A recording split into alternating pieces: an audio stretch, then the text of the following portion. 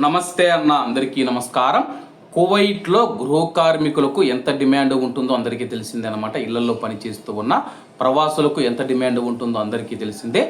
దీన్ని ఆసరాగా చేసుకొని కువైట్లోని ఒక ప్రవాస మహిళ మనం చూసుకుంటే ఆన్లైన్లో ఒక ఇన్స్టాగ్రామ్ పేజీ ప్రారంభించిందనమాట.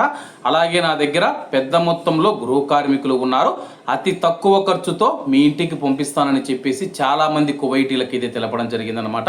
కువైటీలు కూడా ఆమెను అడగడం జరిగింది. నా దగ్గర లైసెన్స్ ఉంది, లైసెన్స్ పొందిన సంస్థ అని చెప్పేసి కువైటీలను అయితే నమ్మించింది అనమాట.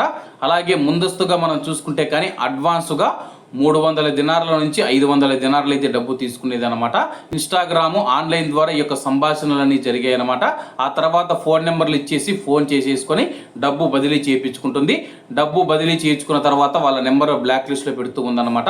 ఇలా అనేక మంది కువైటీలను మోసం చేస్తూ ఉండడంతో 5 మంది కువైటీలు ముబారక్ ఆల్ కబీర్ పోలీస్ స్టేషన్లో అయితే కంప్లైంట్ ఇవ్వడం జరిగింది.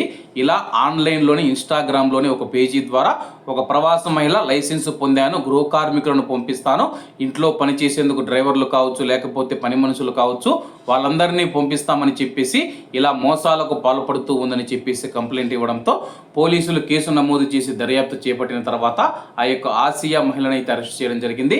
ఆమెకు ఎటువంటి లైసెన్సు లేదు, ఆఫీసు లేదు, కావాలనే కువైటీలను మోసం చేయాలని చెప్పేసి ఆమె తెలుపుతూ ఉంది.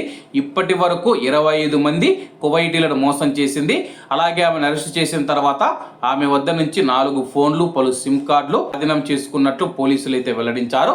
కాబట్టి కువైట్లో ఉన్న మన భారతీయులు కూడా సోషల్ మీడియాలో ప్రకటనలు వచ్చినప్పుడు 1-2 సార్లు ఆలోచించండి అన్న. ఏదైనా కొనుగోలు చేసే ముందు 1-2 సార్లు ఆలోచించుకోండి.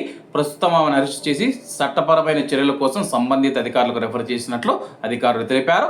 కాబట్టి అందరూ బాగుండాలి, ఎందులో మనం ఉండాలి. అందరికీ నమస్తే అన్న, జై హింద్.